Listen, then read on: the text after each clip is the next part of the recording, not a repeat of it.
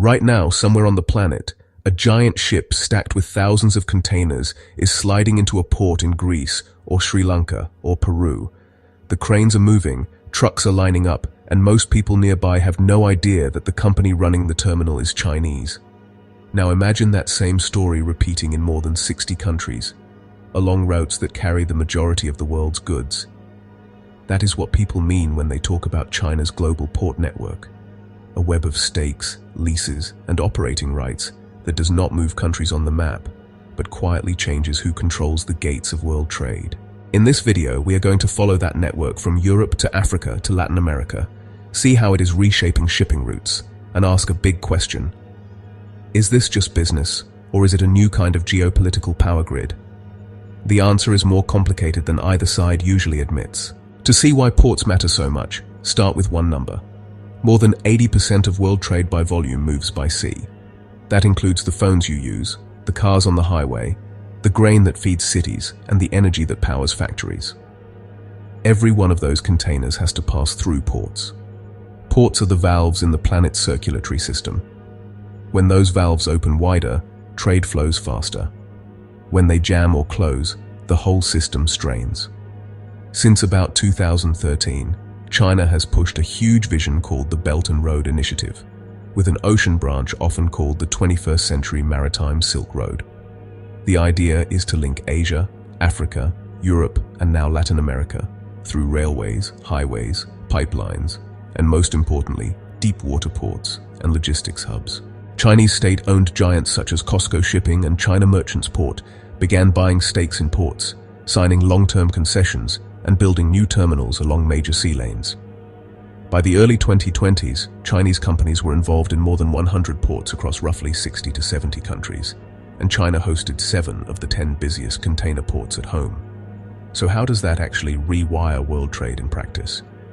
To see it clearly, start in Europe, at a port that went from struggling to central in less than 2 decades. For years, the Greek port of Piraeus underperformed. Then came 2 big shocks: the global financial crisis and Greece's debt crisis. The Greek state needed cash, and the port needed investment.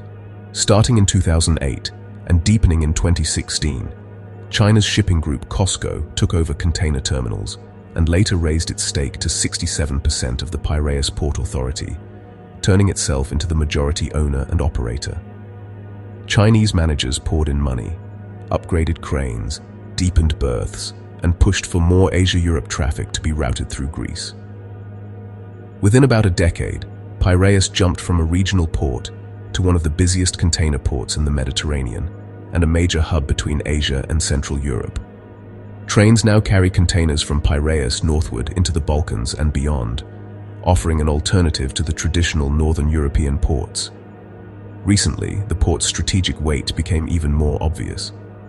After a United States ambassador suggested that Piraeus might someday be sold, China publicly insisted that its 67% stake is not for sale and defended the port as a key link between Europe, Asia, and Africa. Supporters say Piraeus proves that Chinese investors can revive struggling infrastructure, create jobs, and shorten supply chains.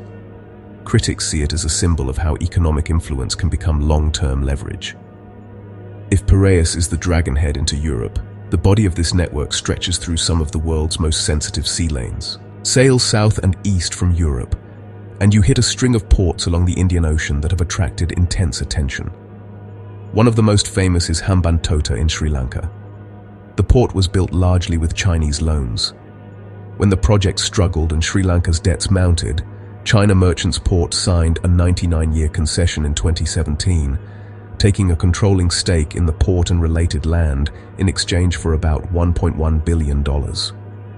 For critics, this became the textbook example of so-called debt trap diplomacy, the idea that China deliberately lends for unprofitable projects to gain control of strategic assets. Others argue that Sri Lankan leaders chose the project, mismanaged the debt, and that the deal actually helped them service obligations owed to non-Chinese lenders. The same case is often used by both sides as the perfect example of their argument. Move north to the Horn of Africa, and you find Djibouti, a tiny state with huge strategic value at the mouth of the Red Sea. a subsidiary of China Merchants bought a stake in Djibouti's main port and later helped build the Darale multi-purpose port. Right next door, China's People's Liberation Army constructed its first overseas naval support base, supplied via that same commercial complex. Add in ports such as Gwadar in Pakistan, Colombo in Sri Lanka, and terminals in East Africa, and analysts began talking about a string of pearls, a line of Chinese-linked ports encircling India and the Arabian Sea. Some Western and Indian strategists worry this chain could be used for military logistics and surveillance in a crisis. Here is the twist. Other researchers point out that many of these facilities handle commercial traffic under host country law, and that the more dramatic string of pearls scenario has been overstated or even described as misleading when treated as a detailed military blueprint. For now, most Chinese port stakes function in a commercial, not military way. So is this a chain of military outposts or a loose set of commercial bets? It depends not just on who owns the terminals, but on what actually happens there during future crises. Until recently, China's port story was told mostly in Europe, Asia, and Africa. That is starting to change. Off the coast of Peru, near Lima, Chinese firm COSCO has invested around $1.4 billion to build Chancay, a new deep water port designed to handle some of the largest vessels on the Pacific coast of South America. The port was formally inaugurated during the 2024 APEC summit as a flagship belt and road project. In 2025, the port of Guangzhou in China launched a direct shipping route to Chancay, cutting transit time to about 30 days and aiming to reduce logistics costs by around 20%. The first ships are already moving electronics, auto parts, and furniture from China and bringing back Peruvian fruits, seafood, and wine. Chancay is designed as a hub that can connect to other Latin American ports in Mexico and Chile, feeding a whole new loop of Asia-South America trade. For Peruvian exporters, that could mean faster access to Asian consumers. For Chinese companies, it means one more spoke in a global wheel of logistics they help control. So while some countries debate Chinese stakes in existing ports, others are literally seeing new gateways to world markets built on their coastline. If you zoom out from individual ports, you can see how this network changes the geometry of trade. The maritime branch of Belt and Road runs from Chinese ports down through Southeast Asia, across the Indian Ocean, past East Africa, through the Suez Canal, and into the Mediterranean. From there, cargo can be routed through Piraeus or Italian hubs such as Trieste, then up rail lines into Central Europe. Studies suggest that routing goods from East Asia through southern European ports like Trieste, instead of the traditional northern route via Rotterdam or Hamburg, can cut transit times by up to about 10 days for some destinations, which also lowers fuel use and emissions. Chinese-linked operators are positioning their terminals exactly along these alternative corridors. That gives shippers more choices. They can stick with older routes dominated by long-established European hubs, or switch to newer corridors where Chinese firms manage key nodes and promise time and cost savings. In a normal peaceful year, this is mostly about efficiency and profit. But the world has not been having many peaceful, predictable years. In recent times, global shipping has been hit by wars, canal disruptions, and climate-driven low water levels, forcing ships to reroute thousands of extra miles. Maritime trade growth has slowed, and key choke points such as Suez and Panama have come under rising pressure. As conflicts affect the Red Sea and the Black Sea, some ships have to sail around the Cape of Good Hope, lengthening trips and raising costs. The average shipping distance for many cargoes has grown noticeably since around 2018. In that world, who controls which ports can shape not just profit margins, but also whose cargo gets priority, whose data is collected, and which routes stay open in a political standoff. This is why the United States and its allies have started paying far more attention to China's port stakes, especially near choke points like the Panama Canal, the Mediterranean, and key Caribbean and Atlantic hubs. Washington sees some of these deals as potential levers Beijing could use in a future dispute. China, for its part, defends its role just as actively. Chinese officials insist that their port investments are legal, commercial, and beneficial to host countries, and they criticize attempts to push Chinese firms out as geopolitically motivated interference. So is this the start of a global tug-of-war over seaports?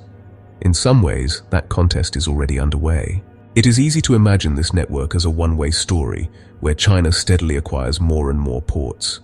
The reality is much messier. Analysts who track the numbers note that Chinese operators have faced pushback and even lost ground in some places. Some studies in 2024 found that China's overall portfolio of controlled or operated ports actually saw a net decrease that year as certain deals stalled, were blocked, or were scaled back. Chinese port companies also hold a mix of minority stakes, joint ventures, and concessions, not outright ownership of entire harbors. In many terminals, they operate alongside Western or local partners, under host country regulations and competition rules. Meanwhile, other global firms from European giants like CMA-CGM to local port companies are also racing to buy assets worldwide. COSCO has even been discussed as a possible partner in a consortium bidding for dozens of terminals owned by Hong Kong-based CK Hutchison, showing that competition and cooperation are deeply tangled in this space. So the image of a perfectly coordinated Chinese takeover of world ports oversimplifies what is really a crowded, contested global market. The real story is not that one country owns everything, but that the ownership map is shifting, and Chinese firms are now major players almost everywhere. So where does this go from here? First, global shipping is likely to stay fragile. Experts expect slow trade growth through 2025, with some recovery later in the decade, but also warn that geopolitical shocks and climate impacts will keep reshaping routes and timetables. Second, projects such as Chancay in Peru are only in their early phases. If they succeed, they could lock in new Asia-Latin America corridors with Chinese firms at the center. If they struggle, they might become the next Hambantota-style cautionary tale that scares off future partners. Third, great power competition over ports is intensifying. The United States and its partners are exploring ways to support alternative investors, fund rival infrastructure, or buy stakes out of Chinese hands in especially sensitive locations, even as China seeks stronger safeguards and veto rights in deals involving its companies. Finally, host countries are learning from early experiences. Some are tightening screening rules for foreign investors, diversifying partners, or renegotiating contracts they now see as risky. Others are doubling down, hoping to become vital hubs in this new web of trade, and to capture transit fees and jobs. The next decade will likely determine which of these bets pays off. If you look only at flags on a world map, it can seem like nothing much has changed. Greece is still Greece. Sri Lanka is still Sri Lanka. Peru is still Peru. But if you look at who holds the terminal leases, who runs the cranes, who finances the expansions, and where the new shipping loops are drawn, you see something very different. China's global port network is not a single secret plan, and it is not unstoppable. It is a mix of commercial deals, strategic bets, local politics, and global competition, evolving in real time. What is clear is this: in a world where most trade sails on water and supply chains are under stress, control over ports is becoming as important as control over pipelines, data cables, or satellites. China has moved early and at scale to plug itself into that system. Other powers are now scrambling to respond. For the rest of us, the next time a package arrives at the door, it might be worth asking a quiet question. Which port did this pass through? And who now holds the keys to that gate?